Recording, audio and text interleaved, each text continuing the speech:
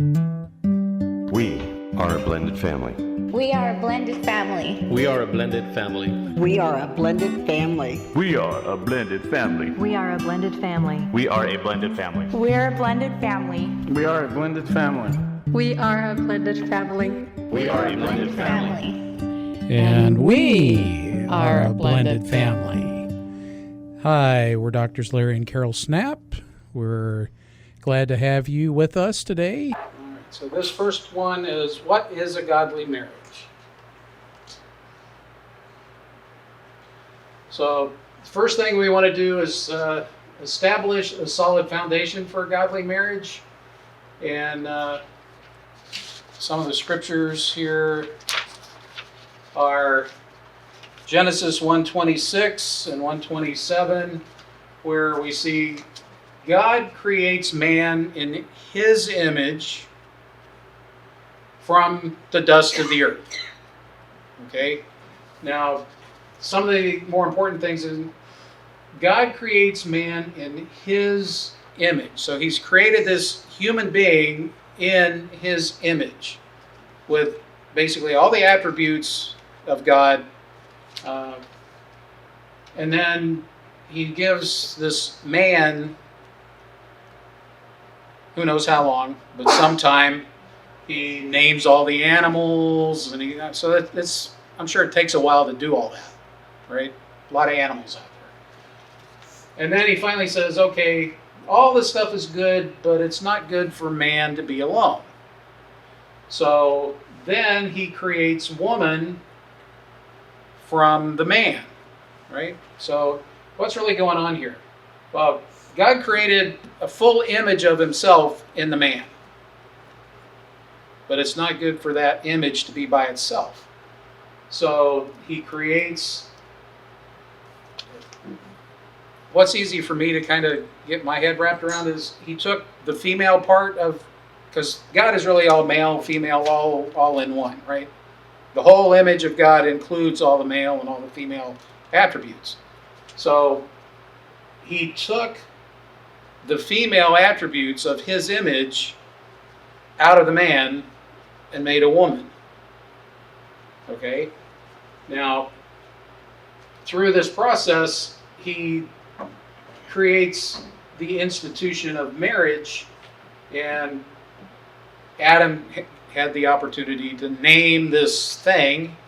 He said, bone of my bone, flesh of my flesh, you came out of me, you will be called woman. So we have a man, now we have a woman. But one of the more important things to get here is God created this one being in his image, and then he took some of that out and made another being, and then told them to be one flesh. So God still wants his original image that he created to be complete, to be intact. But the only way he can do that now is for the man and the woman to become one flesh, right? Because now they're two pieces, but they need to be one flesh and one total image that represents God. So we have the one man, one woman equals one flesh, and the bottom line here is God wanted his image that he created, starting with Adam, he wanted that image to be propagated throughout the planet, but now he's got the man and the woman, and they have to be one together to be able to do that. So it's his image. He wants, he told them, go forth and multiply, take dominion. So I gave them a purpose, which was to take dominion, to multiply, fulfill the earth, and all that. So it was his image that he wanted spread all over the place. He wanted the planet to look like a bunch of people in his image. So that's kind of the definition of marriage. It's a man and a woman representing God in the earth. And that's the image that God wants replicated. And not too long after that, Satan came along, deceived Eve. Everybody fell. So now we're all sinners. and we have that to deal with. But still, marriage is spiritual warfare now, and it's still, we want to promote God's image throughout the world. God's order in marriage is the head of man is Christ, the head of woman is man, and the head of Christ is God the Father. So we have, basically you have a little diagram here. So in the kingdom we have God the Father, we have the Son, and then the bride, which is the church. And basically you have the Holy Spirit, which is empowering the church to do what the church needs to do. So you got the Father, you got the Son, you got the Holy Spirit, kind of surrounding like another circle around the church there. But in marriage we have Christ, and then we have the husband, and then we have the wife. There are 3 types of submission that we need to talk about here. You know, there's always the conversation, you know, where wives are supposed to submit to the husband, and that's generally all that the men like to say. That, period. Wives submit, period.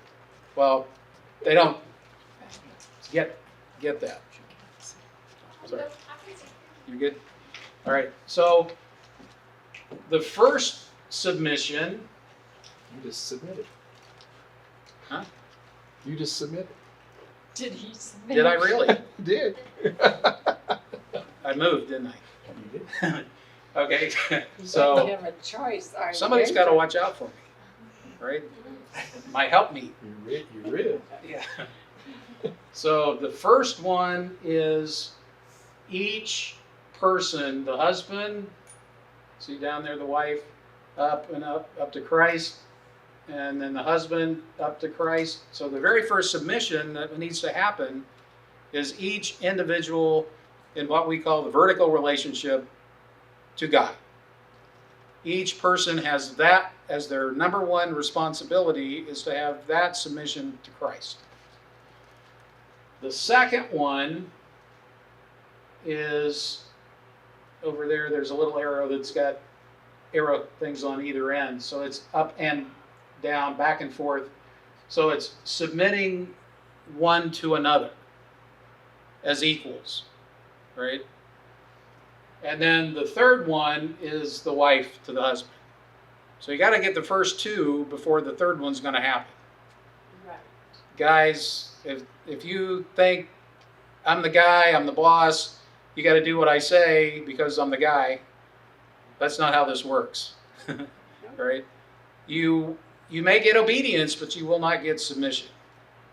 It's kind of like when there's a dictator, people submit out of fear and obedience, but it's not out of respect or love or anything like that. So first, each person to God. Second, each person one to another. And the third one is the wife to the husband. And it's so much easier for number 3 to happen when the husband is submitting to God first. It's so much easier to submit to someone who's submitting to a higher power. And they don't think they're the higher power, right? Amen.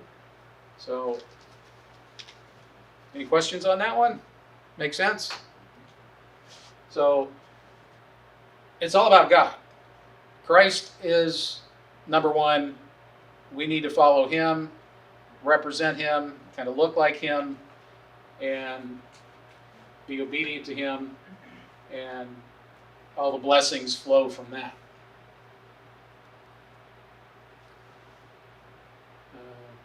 Okay, so we already talked about that.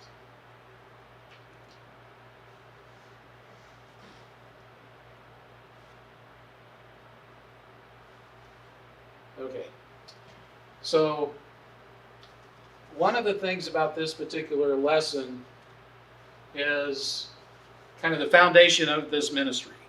And after all the years of counseling other people, various couples, we got more and more couples that weren't on their first marriage or even their just first relationship. we teach some classes down at the Phoenix Dream Center, and there's a lot of folks that have broken relationships that really had never been married before, but sometimes there's kids, sometimes they're not, but there's a lot of been there, done that multiple times, and now they need to figure out how to do it right going forward. So, pull this up here. So, the foundation of this ministry really is this pyramid here. Let me hold it for you. I was going to say, I'll do that, Kenyatta. I'll hold it up here so they can see. And so we have the 6 different things here, but pretty much every marriage ministry has a triangle where they have God at the top and the husband and the wife down in the bottom corners. And the triangle thing always represents as each individual down here, as they get closer and closer to God, they get closer together because they're coming up to the point.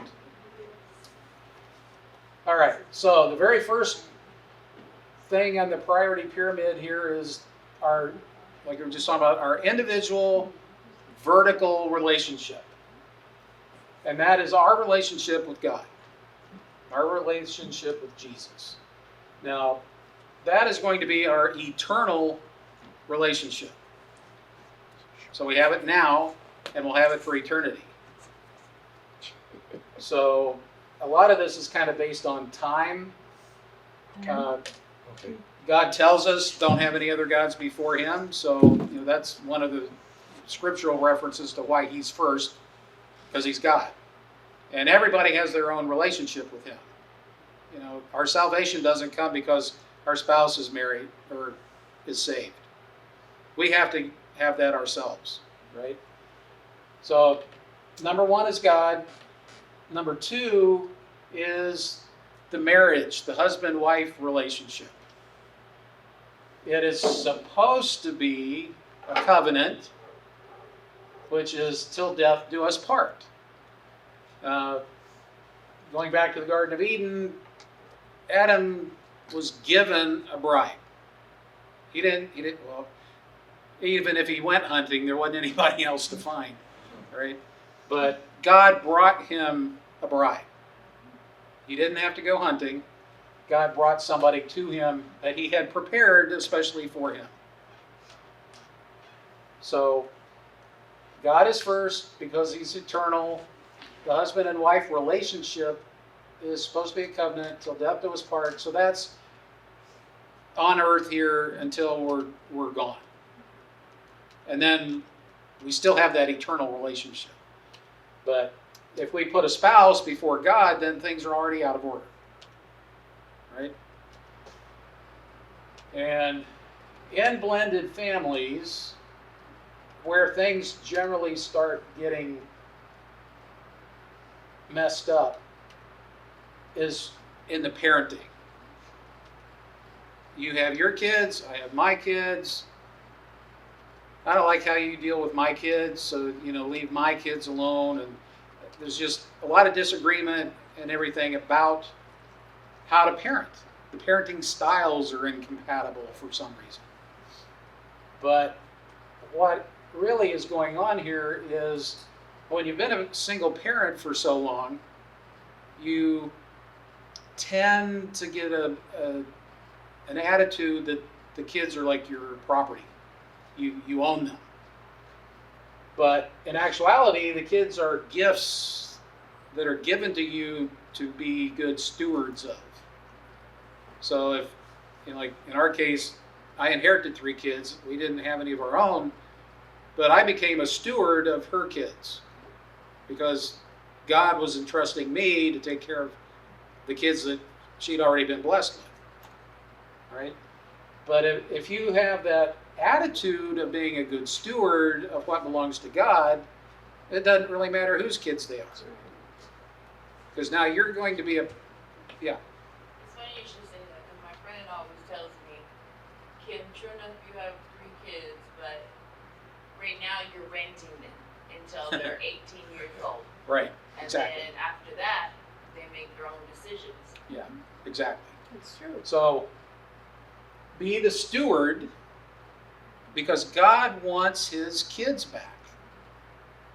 Somewhere 18, 25, somewhere in there, right? Some parents, you're 18, you're out. Others, don't leave yet. Hang around, go to college, we'll take care of you, But somewhere in that 18, 25, somewhere in there. But you're exactly right. They're adults now, legally, at that point. So now they have to be responsible for themselves. That's what we're talking about giving them back to God, And one of the hardest things there is for a parent to do is to let their kid fall on their face, and then pay for it, right? Been there, done that, don't want them to have to do it. We know it hurts. We don't want them to have to go through the pain and suffering and everything, but that's usually the way people learn, unfortunately. There's experience and then wisdom. Experience is making the mistake yourself, and hopefully you learn from making your own mistake. Wisdom is learning from someone else's mistake, right? Somebody did something, it screwed up, it was painful for them.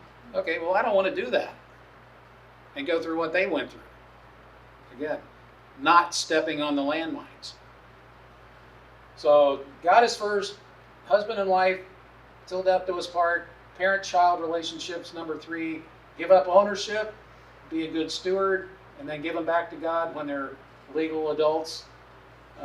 Back in the old days when the kid, and even now today in the Jewish tradition, usually right around age 12, they have bar mitzvahs, bat mitzvahs, and that's like when the kid is like an adult now. They have to make up their own mind about some things. And from what I've been taught, up to about that point, children, if something happens to them, it's like they're in heaven. But once they reach that age of 12 or so, now they got to make up their own mind. So they kind of on, God's grace for that first so many years, because they just aren't equipped to really know what's going on, right? But they're somewhere about age 12. Now they should be smart enough to realize, the difference between right and wrong, good and evil, and all that kind of stuff. So give up the ownership, be a good steward, and then make sure you give them back to God and let them deal with God. The number 4 one on the pyramid is the extended family, and we're friends or Exes. co-workers, Exes. in-laws, outlaws. This is not on. Exes. Yes. It's all right. It's on. I speak loud. So That's the X's. in-laws, outlaws, exes, friends, co-workers, all these other people that you interface with. That's number 4. So God, spouse, children, so basically everybody in your household comes before anybody else.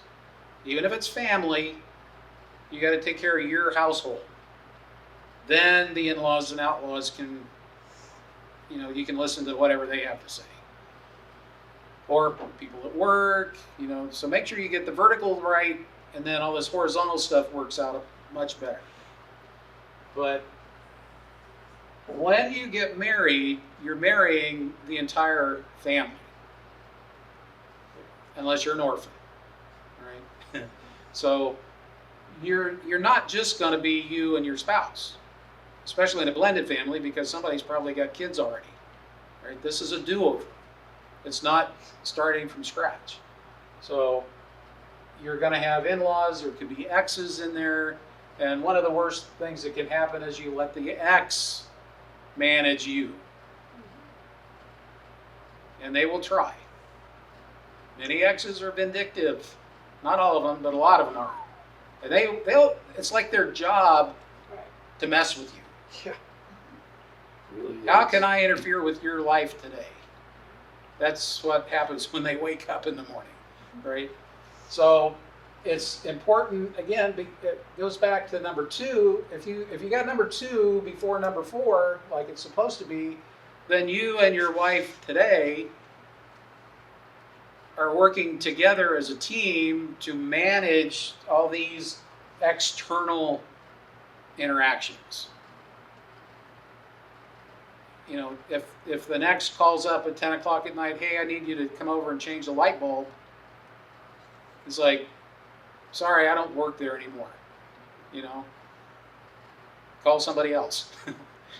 But you want to use the speakerphone whenever you have to contact them, or strictly with email.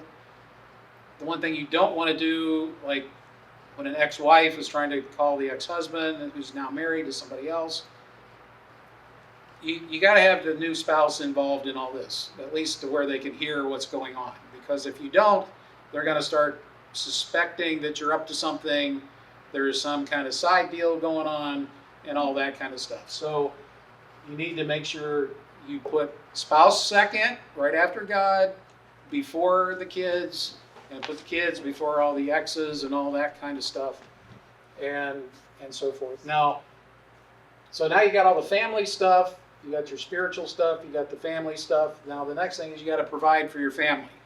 You didn't expound on boundaries, healthy boundaries. Oh yeah, boundaries. Extended family, you got to have boundaries.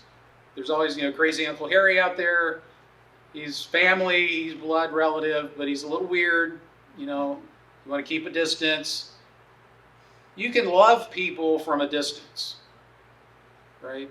You don't have to be best friends, even with relatives. Some of them, you need a boundary. They're a drunk, they're an addict, they're kind of something else maybe that's not good, you know? Maybe they're just evil. Or they're continually trying to tell you, hey, you made a mistake last time. Listen to me, this is how you should do it. When they've probably been married themselves 3 or 4 times, right? They're the expert. You don't want to start an argument. It doesn't get anywhere. What we suggest you do is say, you know, I appreciate you bringing that to our attention so they don't think they can speak just to you. We appreciate you bringing it to our attention, and we will pray over that. So it should eliminate it together. The next time they see you, they ask the same thing, say the same thing. We're still praying about that. Thank you, but we're still praying about it. Do not get in a word for word. You're not going to win. But right. You have to have not only boundaries, but they be healthy boundaries for you and your family. Right. Again, the big thing is these relationships cannot have a higher priority than anything above it. Right? If any of this is out of order, things are going to be very stressful, chaotic, conflicting. You know, you'll have conflict you'll have to deal with and all that kind of stuff.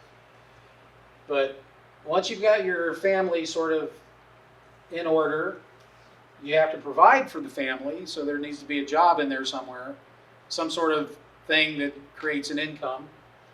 But you hear it all the time, like guys especially, they'll be workaholics. They think, my job is to provide, and as long as I'm providing, then that tells my family I love them and everything's fine. But there's really no relationships there, right? Nobody ever sees you. Could be the women too, you know. A lot of women are very motivated to work and they're, you know, climbing the ladders and so forth. But any of that stuff that gets out of order, it's definitely going to be a problem.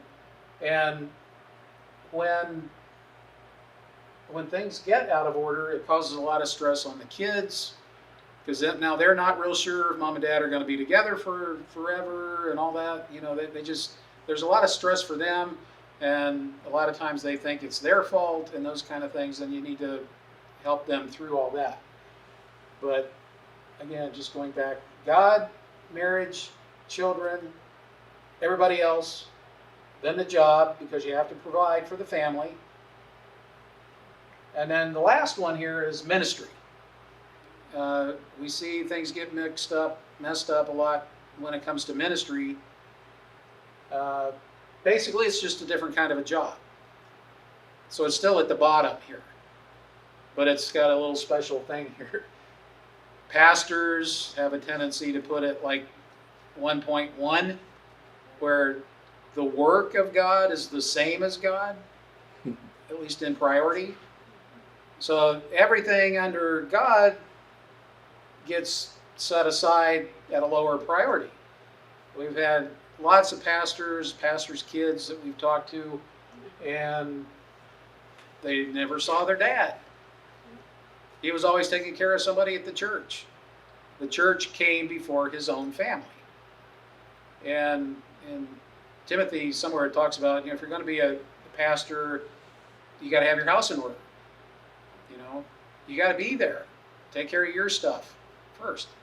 And that it still goes back to the beginning of the pyramid and everything. So ministry is just another job. You have to have your house in order.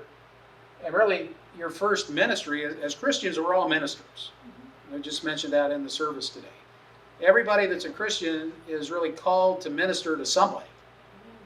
Your first ministry is to your spouse. You should be praying for them. You should be praying with them, making sure their needs are met before you deal with anybody else. Right? It says, love your neighbor as yourself. Your spouse is part of you. You're one flesh, right? So you got to be taking care of that one flesh before you take care of your neighbor. If you're not taking care of you and loving you, how can you love on somebody else the way God would want you to? So, again, God, marriage, children, everybody else, job, ministry. And whenever we counsel anybody, we're always looking to see what's out of order here. We hear all kind of stories, but basically something's out of order. We get a lot more detail about what it is that's out of order, but basically, is God not high enough? Is the spouse not high enough? Are the kids too high? What's going on here? Or is the ex too involved? Being the vindictive ex that many are. Not everybody is. Some are actually better off divorced than they are married. But Friends. Yeah. that's rare. All right. So that's the pyramid. Just another representation of it. Again, it's 1 through 6 and the explanations. All right. Now, some other stuff here. Again, the first priority relationship here is our vertical relationship with Christ. Worry about yours. Don't be somebody else's vertical relationship police. Like your spouse. You got enough issues yourself to deal with. Take care of that and pray for your spouse. And if you're doing this correctly, you're going to say, Lord, help me be what you want me to be. And what can I do to help my spouse be what you want him to be, not what I want him to be, right? But it's so much easier to try to fix somebody else because you don't have to worry about your stuff. You don't have to admit you're doing anything wrong. Yeah, it's the speck in my eye and the log in yours, the log in mine and the speck in yours, right? Forget this big stake sticking out of my face here. You got a splinter in your eyelid there. Let's take care of that. It's insignificant what their thing is, but yours is like humongous. So work on your own vertical relationship with Christ. You can't really fix anyone else's.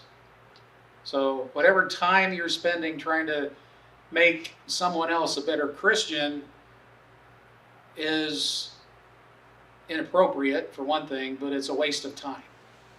Because as a guy, anyway, I'm going to dig my heels in more the more you try to help me. Yeah. Don't want to hear it from the Just- spouse. It's a pride thing, Right. right? So John Bevere wrote a book a while back. It was called The Bait of Satan. One of Satan's biggest tools is in the body of Christ to get us offended by each other. Right? Being offended is the bait. It's what somebody says something. Do you hear it? a certain way that makes it offensive to you? Sometimes people they hear something, they get offended, but they didn't really process it correctly. The person didn't mean anything offensive. They just said something, but the way you heard it triggered something in you. And so now you're offended. So now you have to let it go. You have to forgive them for whatever happened. You go through that whole process just because you heard it wrong. Or maybe you heard the right words, but there was something in you that from the past that triggered something else. So that's a good place where you can ask the spouse. Yeah. Right at the moment, I need to ask a question.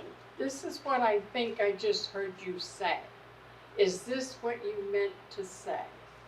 That can stop a lot of arguments right there.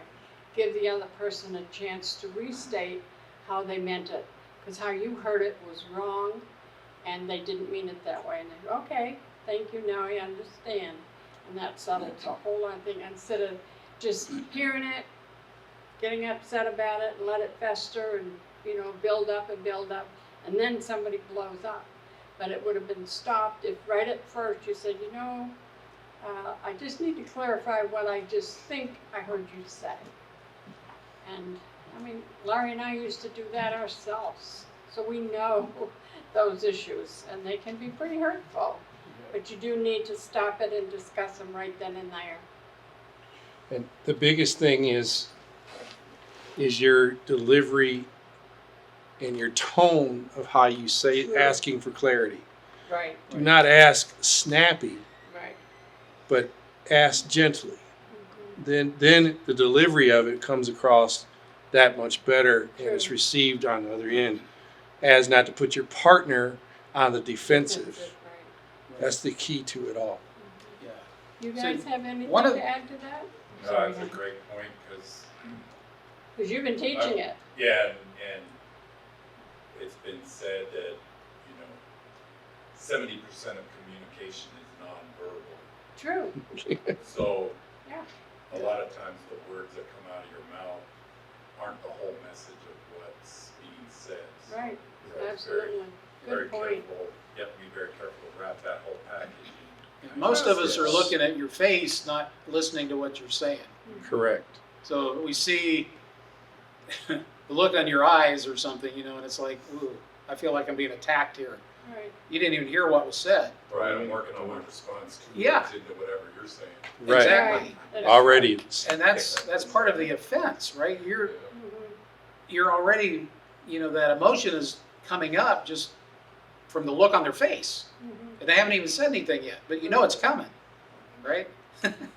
And we point out to the guys a lot of times in that area too, is saying a lot of times, and the gals, you don't need to listen to the words. Try to really figure out what is he saying or she saying. What is the heart really saying? What are they really trying to convey here to me? What? That's so good. I'm not really understanding. So even if you ask the question, okay, this is what I think I heard you say, and if you still don't have clarity on it, you're still kind of inside thinking, I don't know. But you kind of have to even ask them, say, these words aren't matching up. What are you really trying to tell me? Just lay it out there for me so I know where your heart is, why you're even talking about this. So communication is, as you're saying, is a big part, Man. big part. And the key word that Mama Carol said is know their heart. Know your spouse's heart. They're not your enemy. Right. That's the first and foremost thing. They're not your enemy. You're just going through something temporary. True. And we have to remember that this is temporal. It's not a condition that's going to remain the same. Okay? So know their heart and back up for a minute and then come back with a gentle approach. It really clears the air, because you ever walk into a room and it's a spirit, right? Because you can walk into a room and someone's been arguing, you feel it. I don't care who you are, right? It's a little chilly. It's a little chilly in there, right? So this is why we have to de-escalate ourselves and ask for clarification from our spouse, knowing all along that this person loves me, but we're going through something. So de-escalate and come at them with a gentle approach. Key is a key, and it'll change everything. You can get out of most arguments within 5 minutes or less if you do that. Right. And look in their eyes. Like, don't look at their face. Look into their eyes. Hard to argue and be mad at your spouse when you look in them beautiful eyes, right? It's hard. That's all I'm saying. Especially when you're at work. We had a thing 15, 16 years ago now, but those first few months was hell. I mean, we discovered what spiritual warfare was. Oh, yeah.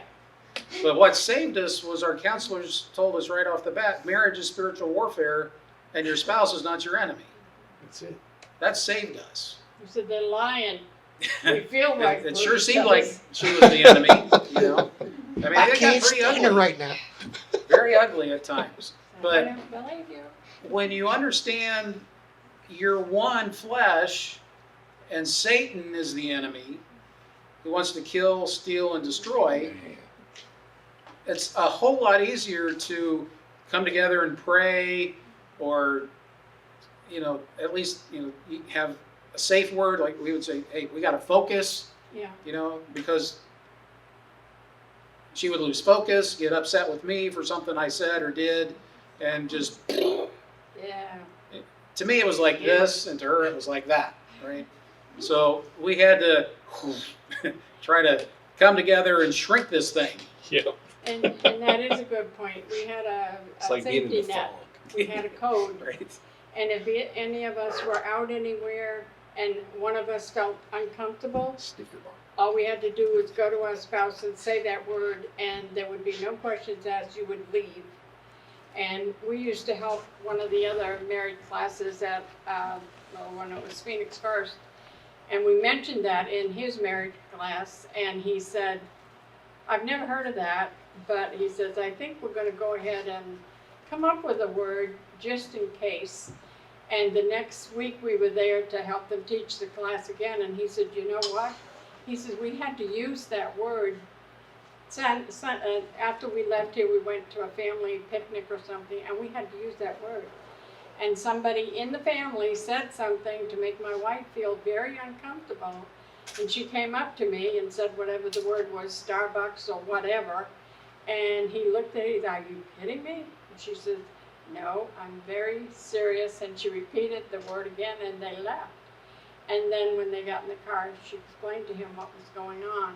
So everybody find a safety net, a word, a code, something that will relay to your spouse that something is making you feel uncomfortable and you need to get out of there. And it's the one we did use is focus, because I was the one that just kept getting irate all the time. Well, if this happened, then how come that happened? Being the woman, you have to explain to me this and this and this. But 4 months, like he said, of hell we really went through after 23 years of marriage. And only 3 small arguments in 23 years. And then our marriage almost fell apart. We just celebrated 40 years, and we just celebrated 41 years from the night we met. We still celebrate the night that we met. But, those are things you learn. And we're not here to point fingers at anybody. We're here because we've lived this stuff. We know what works, what doesn't work. And we can help you. And we're trying to get the word out to as many people and couples as we can. People getting ready to get in a relationship, or people in a relationship, young marrieds. We even have mature marrieds in our class, and say, well, where were you 25 years ago when I became a blended family? I didn't have this information. Well, we didn't have it either. We had to learn it and go through it ourselves. But anyway. Yep. Okay, so give up your right to be offended one of the first things that should come into your mind is, Father, forgive them, for they know not what they do. If it helps, when somebody does something stupid, just think of them as being the idiot.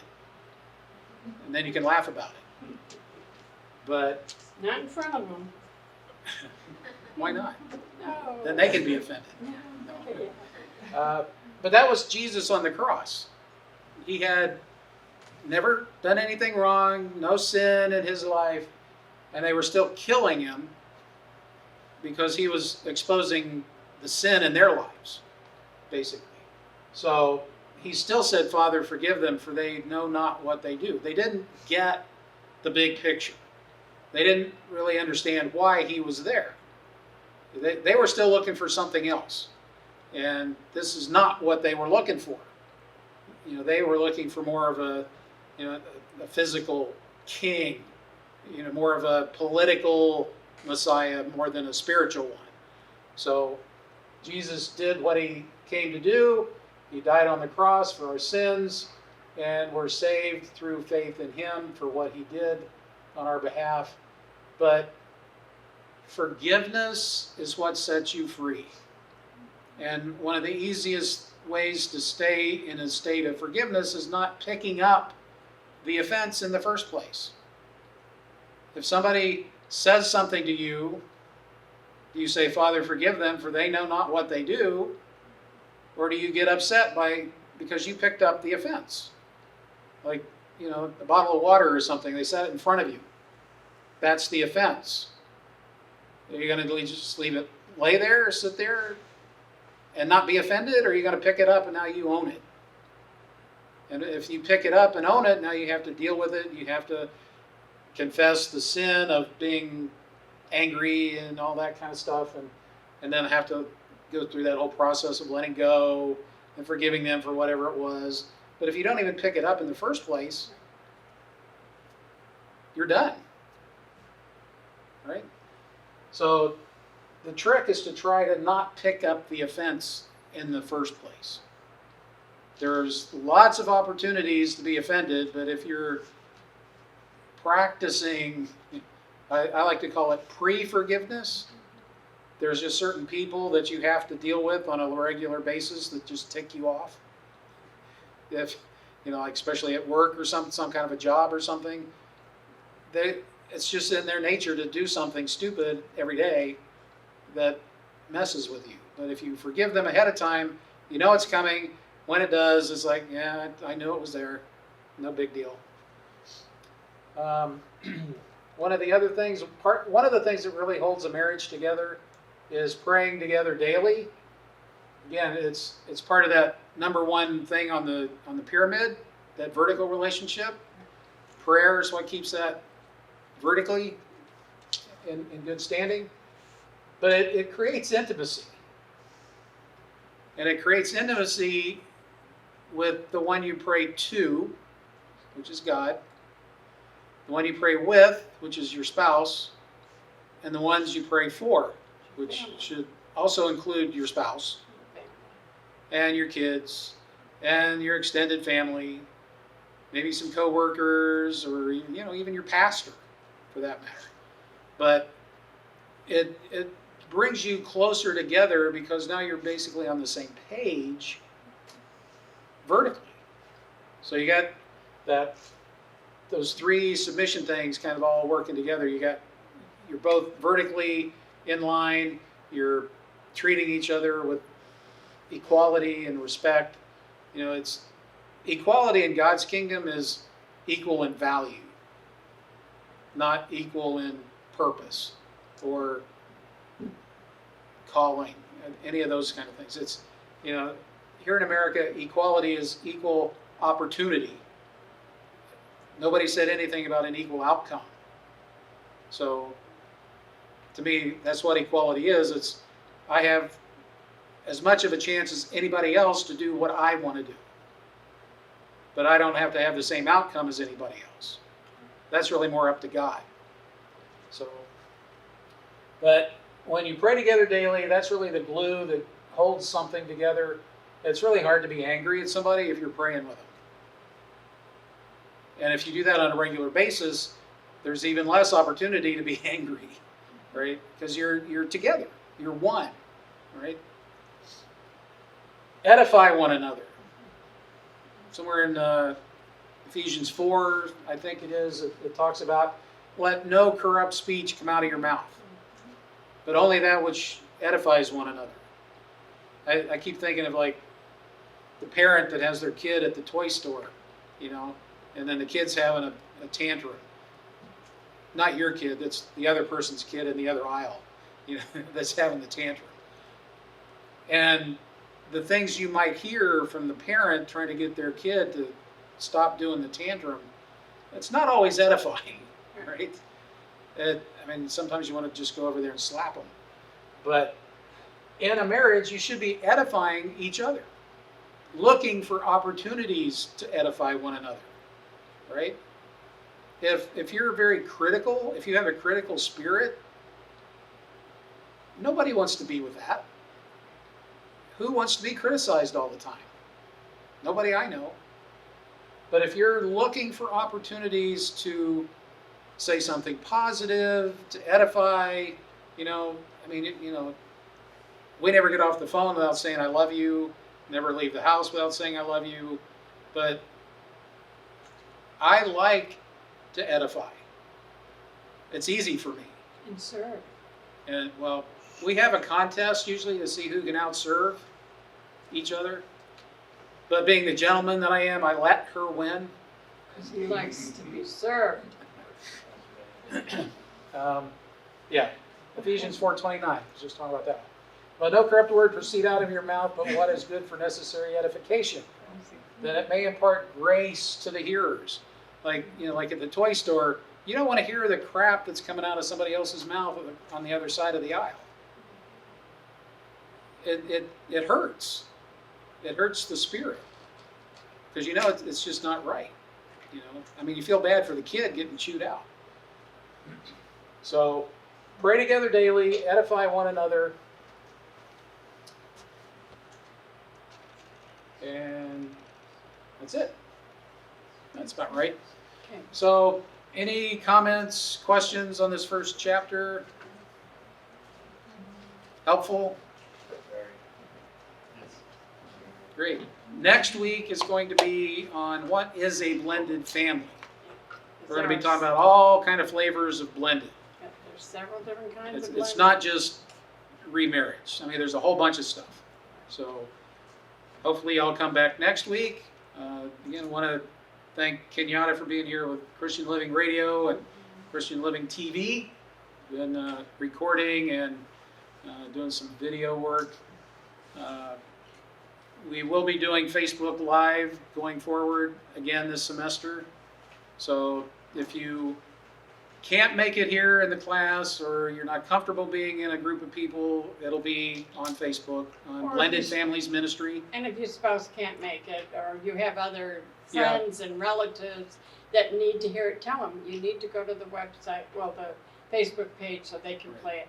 Tell them which Facebook, because you've got 3 pages. Blended Families Ministry on Facebook is our page. Our website is blendedfamiliesministry.org. Our books and stuff are out there. If anybody wants to help the ministry out, there's a donation page there. But anyway, and you know, our stuff is also broadcast on Christian Living Radio. .com. And then we do live feed on Spreaker. It's on Spotify, iHeartRadio, the podcast, the audio. 37 the class. 38 different outlets. So you can find it anywhere you live. Yeah. So we're glad to be here again. It seems like it's been forever since we've been doing this. I want to have some Q&A. Or at least some comments, because we still have a few minutes here. You guys, because I don't want to say the names, you guys haven't been in this class for a while. What are the comments coming through again in the first class? Or just being in the class again? Well, because it's been so long, I know. kind of haven't been practicing that. So it's kind of nice to come back and see what we should be doing, because things fell by the wayside, you know. And so it's nice to come back and see how it's supposed to be done, and see where we have, not issues, but you know, where we have our little arguments and stuff, Sure. and the cause of that. And so, yeah, it makes it very clear how we should be. A lot of people use these classes, and I'm sure you